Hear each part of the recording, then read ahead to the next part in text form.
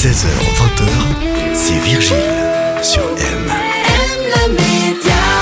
Belle fin d'après-midi sur M, votre rendez-vous des experts, c'est tous les jours avec chaque mardi l'art à l'honneur, tout ce que vous avez toujours voulu savoir sur l'art sans jamais oser le demander. Respirez Virgile. C'est fait exprès, justement pour s'étouffer, c'est la nouvelle rubrique d'Olivier Legrand, chaque mardi sur M, responsable de la Millennium Art Gallery. Bonjour Olivier. Bonjour Virgile, et alors aujourd'hui on a une question de Martin de Saint-Saphorin. Alors justement, la voici. Est-ce qu'il faut avoir fait l'histoire de l'art pour apprécier une œuvre d'art ? C'est une grande question. Alors faut-il être un expert pour apprécier l'art ?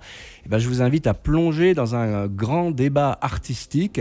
Est-ce qu'il faut vraiment être savant pour savourer l'art ?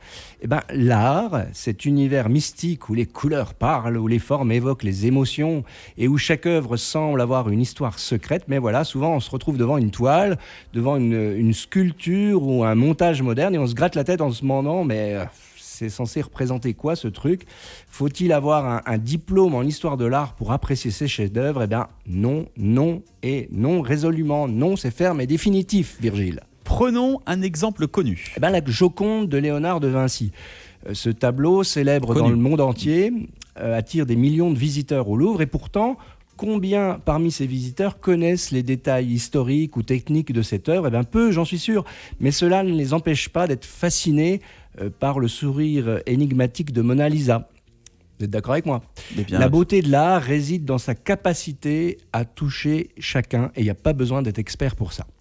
Considérons une œuvre moderne, disons La Fontaine de Marcel Duchamp. Qu'est-ce que c'est cette histoire ? C'est un urinoir, Virgile. Un urinoir en faïence, signé et présenté comme une œuvre d'art.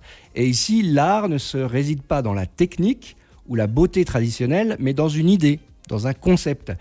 Duchamp voulait juste défier nos perceptions de ce qui constitue l'art. Alors même sans connaissance approfondie, on peut apprécier la provocation.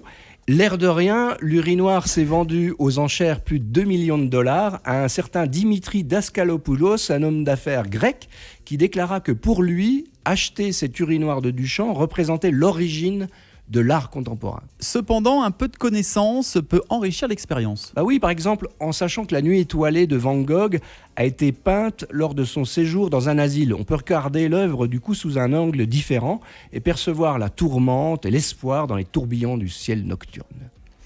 Alors oui, on peut apprécier l'art sans être véritablement un expert. L'art, c'est avant tout une expérience personnelle.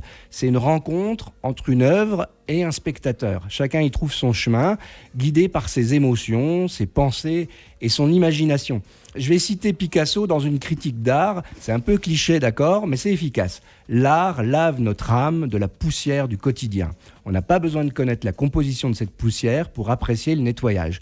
Olivier Legrand, conclusion. Bref, l'art est là pour tous et chacun y trouve son compte. Alors allez-y, admirez, vous réfléchissez, vous ressentez et surtout vous vous amusez. L'art avec un grand A, on n'a pas fini d'en parler chaque mardi ici sur M, dans Les Experts. Merci beaucoup Olivier Legrand, responsable de la Millennium Art Gallery, d'être intervenu aujourd'hui. On se dit à la semaine prochaine. Toujours un plaisir Virgile. M Média.